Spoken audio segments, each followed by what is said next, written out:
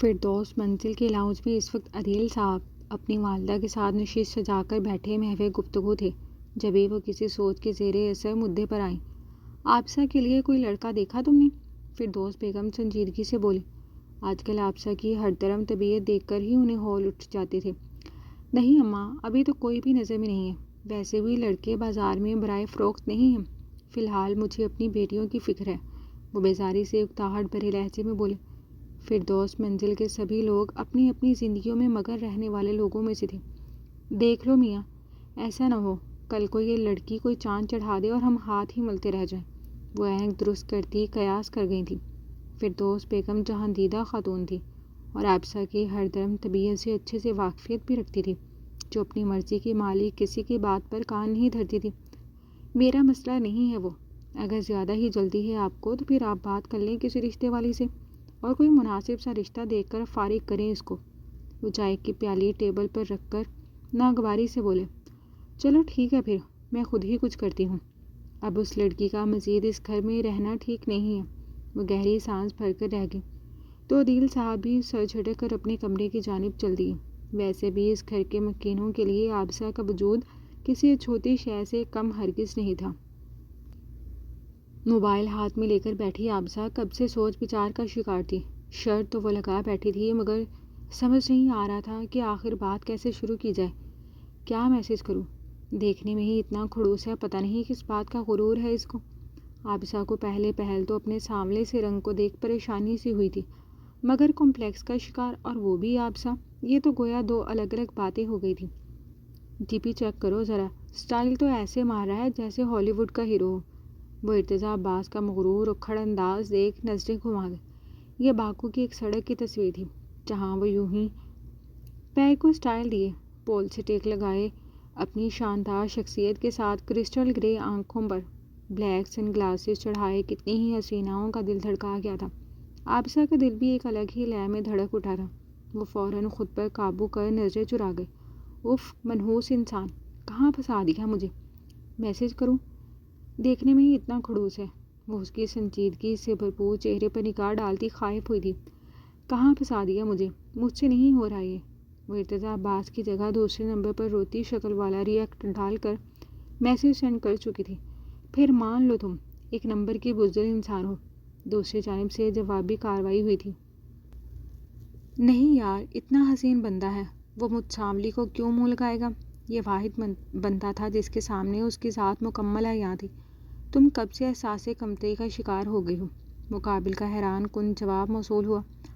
وہ بات نہیں ہے بھئی، وہ جھنجھلائی تھی۔ تو کیا بات ہے؟ اگر تم اس کے سٹیٹس کو لے کر پریشان ہو تو مت بھولو، اپنے بابا کی اکلوتی ہو تم، کروڑوں کی جائیداد کی اکلوتی وارث۔ رہی بات شکل و صورت کی تو وہ چھلا ہوا مرغا اتنا بھی خوبصورت نہیں۔ مقابل کا تبصرہ پڑھ کر اس کا جاندار کہکہ بے ساختہ تھا۔ چھلا ہوا مرغا؟ مطلب سچ میں؟ ارتضیٰ عباس آج کل کلین شیو تھا۔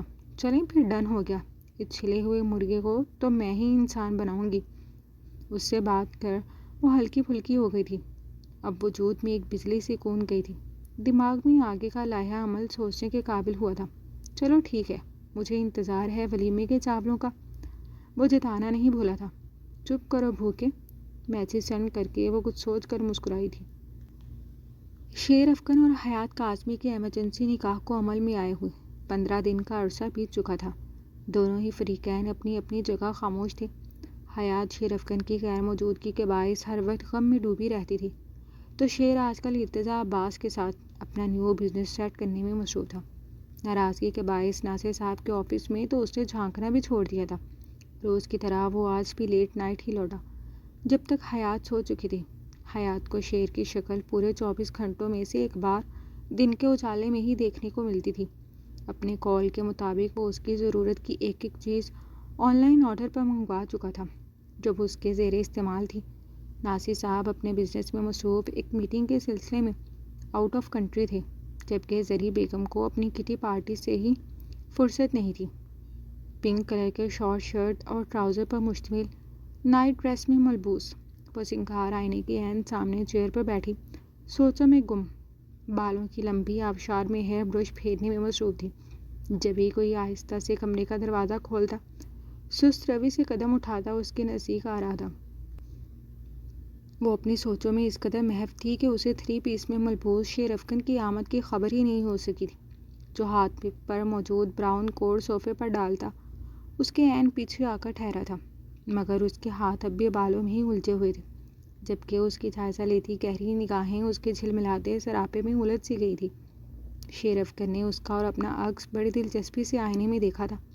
سیاہ آنکھوں پر گداز پلکوں کی چلمن گرائے وہ تیکھے نئے نقش والی پری پیکر اس کے دن بھر کی ساری تھکن ہوا کر گئی تھی، جبکہ وہ خود اب وائٹ شرٹ کو کوہنیوں تک فولڈ کیے ڈریس پینٹ میں ملبوس اس کے ساتھ پرفیکٹ لگ رہا تھا۔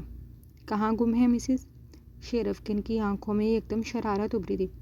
عقب سے حیات کے گرد بازوؤں کا حصار ڈالے وہ ذرا جھک کر اپنی تھوڑی اس کے کندھے پر ٹکاتا گڑبڑانے پر مجبور کر گیا۔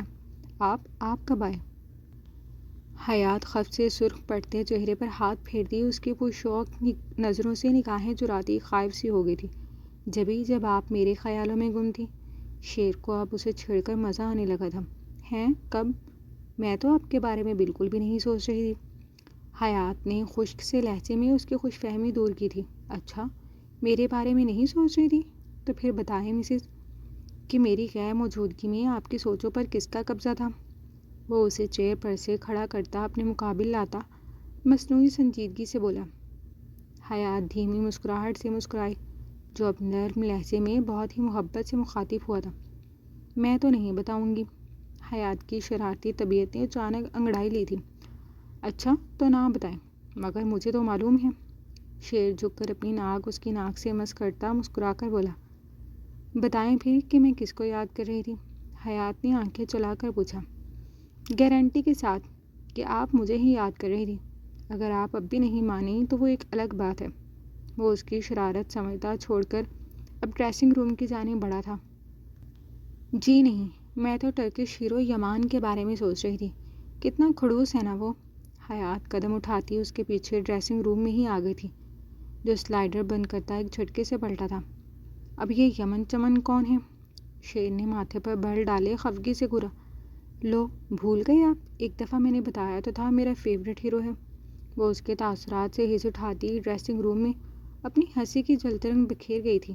شیر کا دھیان اس کے لفظوں کی بجائے اس کی ہنسی پر تھا، جو ہنستے ہوئے انتہا کی خوبصورت لگ رہی تھی۔ اور آپ نے کتنا غصہ کیا تھا کہ حیات کاظمی، آئندہ تمہارے لبوں سے میرے نام کے علاوہ کسی غیر محرم کا نام ادا نہیں ہونا چاہیے۔ وہ ماضی میں کھوئی شیر کے بگڑے تاثرات کا نوٹس ہی نہیں لے سکی تھی، جس کے ماتھے پر اس کے حوالہ دینے پر بل پڑ گئے تھے۔ اور جب میں نے تمہیں کہا تھا کہ تم میرے علاوہ کسی کا نام نہیں لے سکتی، تو پھر تم کیوں اپنے شوہر کے سامنے کسی غیر کا ذکر کر رہی ہو؟ وہ اچانک ہی اسے کمر سے پکڑ کر اپنے قریب کھینچتا سرد لہجے میں بولا۔ حیات جو کھلکھلا کر مسکرا رہی تھی، اس اچانک افتاد پر کھنچی چلی گئی۔ اس کا سر سیدھا اس کے کندھے سے مس ہوا تھا۔ ہاں وہ تو بس ایویں مجھے اس کی یاد آ رہی تھی، تو سوچا آپ کو بتا کر آپ کی غلط فہمی بھی دور کر دوں۔ شرارت سے مسکراتی وہ کندھے اچکا کر بے نیازی سے بولی تھی۔ مطلب تم میرے ہوتے ہوئے کسی غیر مرد کو یاد کر رہی تھی، اور یہ بات مجھے بتا کر تم میرے جذبات کی ناقدری بھی کر رہی ہو؟ شیر افکن کو نہ جانے کیوں بے ساختہ ہی غصہ آیا تھا۔ اس کی آنکھوں میں چھائی سرخی دیکھ اب اسے بھی سنجیدہ ہونا پڑا۔ شیر میں سے مذاق کر رہی تھی۔ شیر کی آنکھوں میں پھیلی وحشت نے کہیں نہ کہیں اسے سکون سا دیا تھا، جو شاید اس سے خفا ضرور تھا مگر اب بھی محبت انتہا کی کرتا تھا۔ میں آئندہ ایسا فضول مذاق ہرگز بھی نہیں برداشت کروں گا۔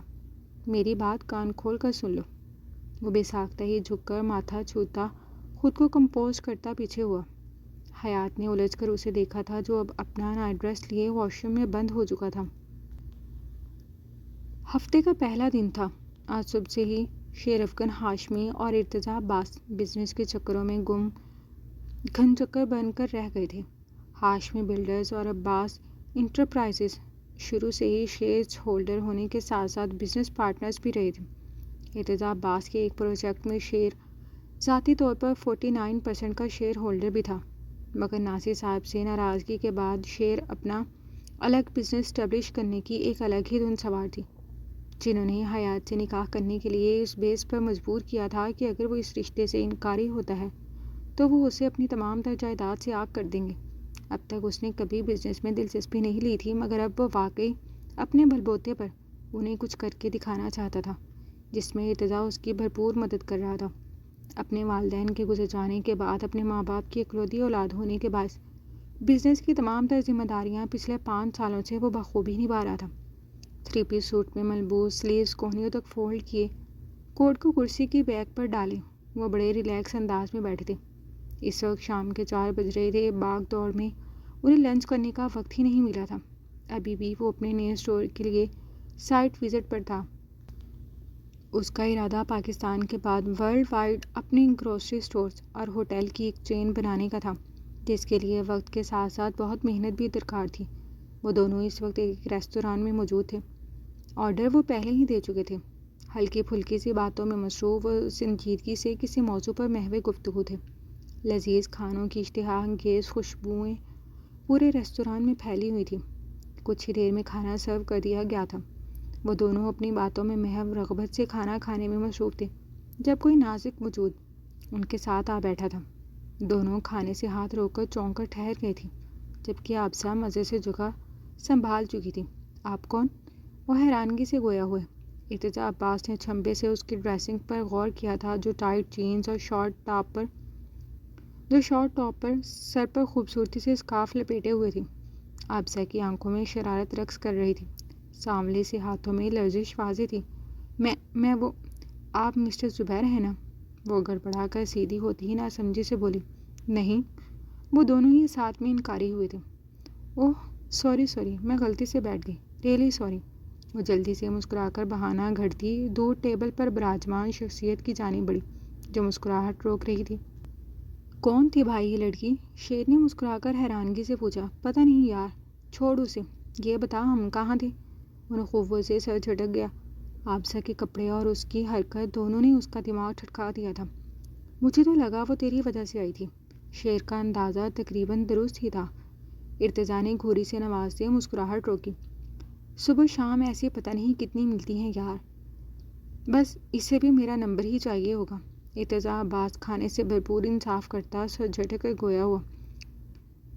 دے دیتا، کیا ہوا؟